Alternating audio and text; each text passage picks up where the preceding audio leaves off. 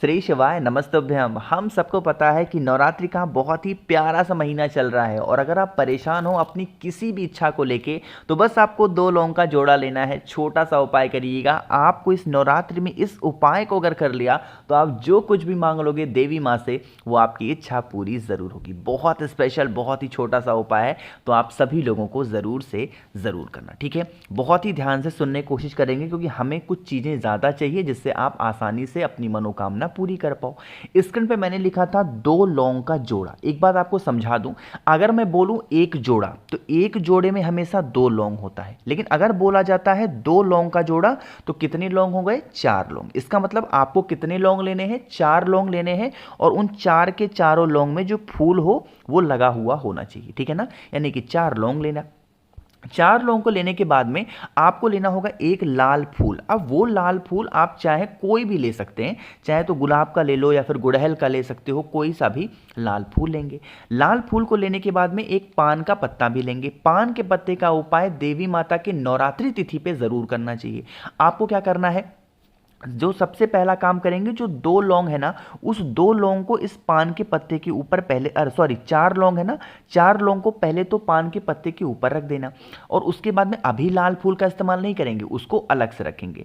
फिर इस पान के पत्ते को उठाएंगे, लाल फूल को उठाएंगे। आपके घर में कहीं बाहर जाने की जरूरत बिल्कुल भी नहीं है।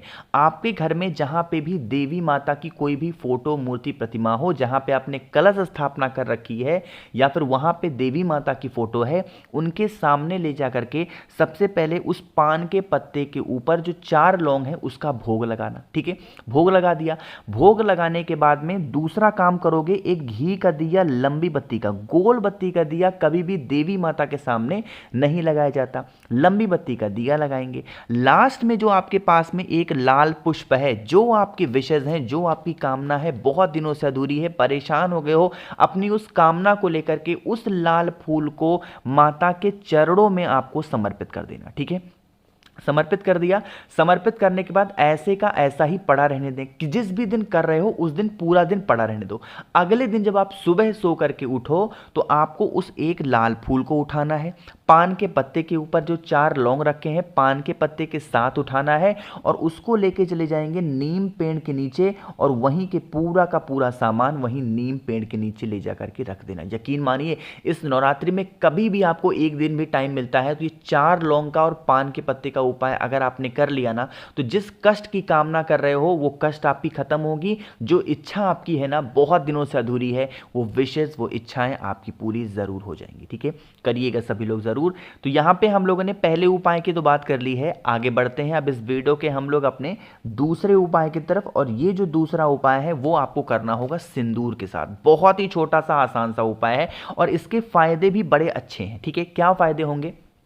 आपके रिश्ते मजबूत होंगे। वो रिश्ते चाहे हस्बैंड वाइफ को लेकर के हो सकते हैं, भाई बहन को लेकर हो सकते हैं, भाई भाई के हो सकते हैं, सास ससुर, मतलब आपके आपके घर के आसपास, आपके घर में ही अगर रिश्ते किसी भी कारण से खराब चल रहे हैं ना, तो आप इस उपाय को करिएगा, ठीक है।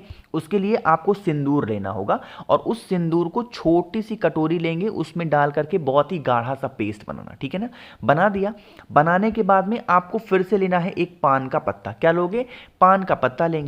जो सिंदूर आपने ले रखी है उस सिंदूर से मात्र 2 बिंदी आपको लगानी होगी उसी पान के पत्ते के ऊपर। कितनी बिंदियां लगाओगे?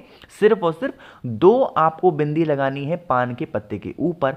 फिर आप इस पान के पत्ते को उठाना में आपको लेके जाना होगा किसी भी देवी माता के मंदिर में। घर पे आप इस उपाय को नहीं कर सकते। नवरात्रि के किसी भी एक दिन देवी माता के मंदिर में जाना, वहां पर पहुंच करके आपको देवी माता के सामने रखना है। जो देवी माता का मंदिर होगा ना, मंदिर के पीछे ले जा करके आपको उस पान के पत्ते को चुपचाप वहां पे रख देना है और लौट करके फिर से जब आप देवी माता के पास में आए तो इनके पास में एक घी का दिया, लंबी बत्ती का लगाएं, माता से विनती करें, प्रार्थना करें। जिस भी कारण से आप इस उपाय को कर रहे हो उसका स्मरण कर लेना। यकीन मानिए अगर इस नवरात्रि के किसी भी एक दिन आपने इस उपाय को कर लिया ना, तो आपके घर के जो रिलेशन होंगे, जो रिश्ते होंगे, वो हमेशा बचे हुए होंगे। कभी भी घर में आपकी लड़ाई झगड़े क्लेश नहीं हो सकते, ठीक है। एक छोटी सी बात मैं आपने 10 सेकंड में बताने जा रहा हूं। आज के टाइम पे ऐसा देखा गया है कि लड़ाई झगड़े हमेशा हस्बैंड वाइफ में बहुत ज़्यादा हो रहे हैं। तो मैं आप दोनों लोगों को एक सलाह दूंगा, आपका छोटा भाई बड़ा भाई मान करके समझो कि कभी भी पति और पत्नी के रिलेशन में कोई छोटा बड़ा नहीं होता, पहले तो ये समझो, ठीक है। तो मान लेते हैं गलतियां हस्बैंड से हो रही हैं, तो एक बार पत्नी को भी आगे आके जानना चाहिए कि चलो ठीक है, हो गई गलती, कोई बात नहीं, हमें रिश्ता बचाना है, हमें आगे बढ़ना होगा।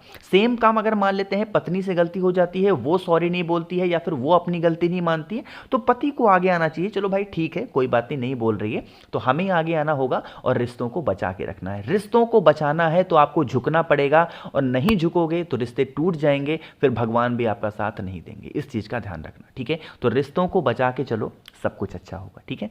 तो यहाँ पे हम लोगों ने 2 उपाय की बात कर ली है। आगे बढ़ते हैं इस वीडियो के हम लोग अपने तीसरे उपाय की तरफ। तीसरा उपाय बहुत स्पेशल है, बहुत प्यारा है, बहुत छोटा सा है, लेकिन अब आपको एक काम करना है और वो है वीडियो को लाइक करिए। जितने भाई बहन मेरी आवाज़ पहली बार सुन रहे हैं, चैनल को ज़रूर सब्सक्राइब करिएगा ना, ठीक है। देखो समझने की कोशिश करते हैं। सबसे पहले बता दूं कि हमें कौन कौन सी चीज़ों को लेना होगा। स्क्रीन पे आपके सामने दिख रहा होगा एक फूल, तो कोई ज़रूरी नहीं कि यही गेंदे का ही फूल लो, कोई भी एक पीला फूल आपको लेना, कोई भी एक पीला फूल ले लेना। पीले फूल के साथ में आपको एक सफ़ेद पुष्प भी लेना है, सफ़ेद फूल भी कोई भी ले सकते हो। अब सफ़ेद फूल के बाद में आपको एक लाल फूल भी लेना है, जिसे हम लोग गुड़हल का फूल बोलते हैं, वो फूल ले लेना। इन तीनों चीज़ों को लेने के बाद में एक आपको लेना होगा नारियल, और वो नारियल जूट वाला नारियल होना चाहिए। अब ये उपाय किन के लिए है?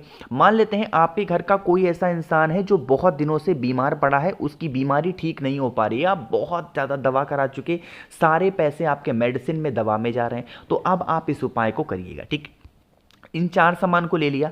अब आपको क्या करना है, इन चारों सामान को लेकर के देवी माता के सामने जाएंगे, और ये मंदिर में नहीं करना है, ये काम आपको अपने घर पे करना। सबसे पहला काम करेंगे, एक छोटी सी कोई प्लेट लेना, कटोरी लेना। उस कटोरी या फिर प्लेट में जो नारियल मैंने आपको दिखाया, उस नारियल को इसी कटोरी प्लेट में रख देना, ठीक है। रख दिया नारियल को। जो मैंने आपको एक लाल फूल, पीला फूल और सफ़ेद फूल दिखाया है, उनको आपको एक एक करके देवी माता के सामने, जो इंसान बीमार पड़ा है उसका नाम और गोत्र बोल करके समर्पित करेंगे। जिस दिन आप इस उपाय को कर रहे हैं, पूरा दिन पूरी रात इन सभी चीज़ों को वहीं देवी माता के सामने पड़ा रहने दें। अगले दिन जब आप स्नान करें, स्नान करके आएं, तो उसके बाद में ये जो आपने 3 फूल समर्पित किए हैं, इन तीनों फूल को उठाएं, आपके घर के आसपास में कोई भी नदी, तालाब, सरोवर, कुआं, बावड़ी हो, वहां पर लेकर के जाएं और उसको विसर्जन कर दें, ठीक है ना। विसर्जन कर दिया, लास्ट में फिर आप अपने घर लौट करके आएंगे, तो ये जो नारियल आपने समर्पित किया है, इस नारियल को तोड़ेंगे, ठीक है।